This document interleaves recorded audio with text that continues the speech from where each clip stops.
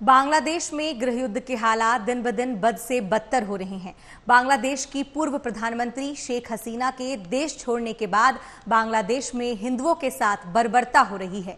हिंदुओं के घर, दुकान, मंदिरों पर अटैक हो रहे हैं। बांग्लादेश की हिंदू जनता बहुत परेशान है। इसे लेकर कथावाचक देवकीनंदन ठाकुर ने क्या कुछ कहा है, सुनिए। सभी सनातनियों को एक संदेश। बांग्लादेश में जो हो रहा है, इस दृश्य को हम पहले भी पाकिस्तान में देख चुके हैं, अन्य जगह पर भी देख चुके हैं। और बांग्लादेश तो हमारे बहुत ही क्लोज है। बांग्लादेश में सत्ता भी मुस्लिम के हाथ में है और विरोध भी मुस्लिम ही कर रहे हैं। लेकिन विरोध करने वाला और सत्ता पे काबिज जो है, इन दोनों के बीच में जो पिस रहा है वो है हिंदू, वो है सनातनी।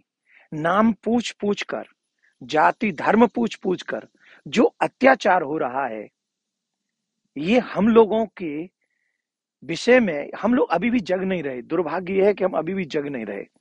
और वो लोग जो हिंदुओं को कहते हिंसक हैं, इतना बड़ा क्राउड बांग्लादेश की सड़कों पर है, उनके विषय में हम क्या कहेंगे। आज मैं बड़े स्पष्ट माइंड में हूं उनकी वो दुर्दशा देखकर, क्योंकि वहां जो हमारे हिंदू भाई बहन है ना, वो कहीं ना कहीं से हिंदुस्तान से जुड़े हैं और वो सबका रिलेशन ही इस देश से है। और हम सबकी जिम्मेदारी है उनकी रक्षा करने की, उनकी बचाव करने की, उनके लिए आवाज उठाने की। और जो नहीं बोल रहा है वो कायर है, वो बुज़दिल है, वो बुज़दिल है वो।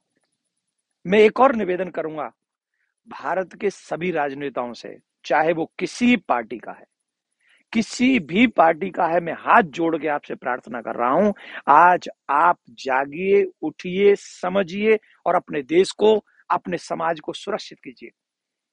अगर आज आपने इस भारत को सुरक्षित करने की कोई तैयारी नहीं करी, इन चीजों से अगर हमने सबक नहीं सीखा, चाहे राहुल गांधी जी हो, अखिलेश जी हो, मायावती जी हो, ममता बनर्जी हो, मोदी जी हो, कोई क्यों न हो, इतिहास आपको कभी क्षमा नहीं करेगा। आज याद कीजिए, आज आने वाली स्थिति में इस भारत को भी सुरक्षित कीजिए और आने वाली पीढ़ी को सुरक्षित कीजिए, जिससे जो हालात पाकिस्तान में बनते हैं, जो हालात बांग्लादेश में आज बने हुए हैं, वो हालात मेरे देश को कभी न देखने पड़े। एज ए धर्मगुरु मैं आपसे हाथ जोड़कर यही भिक्षा मांगता हूं और सनातनियों से मैं कहूंगा, आग अब घर तक पहुंच चुकी है, अब तो जाग जाओ, अब तो कम से कम कुछ आवाज उठाओ, अब तो कम से कम अपने देश के बारे में कुछ चिंतन करो, अपने परिवार के बारे में चिंता करो और आने वाली पीढ़ी के बारे में चिंता करो। और जो टीवी चैनल पर बोलते हैं ना, उनसे पूछिए क्या हो रहा है, अब बोलिए इस पे। यही डर है हम सबको, इसलिए हम बार बार टीवी चैनल पर आकर बोलते हैं। जय हिंद, जय भारत।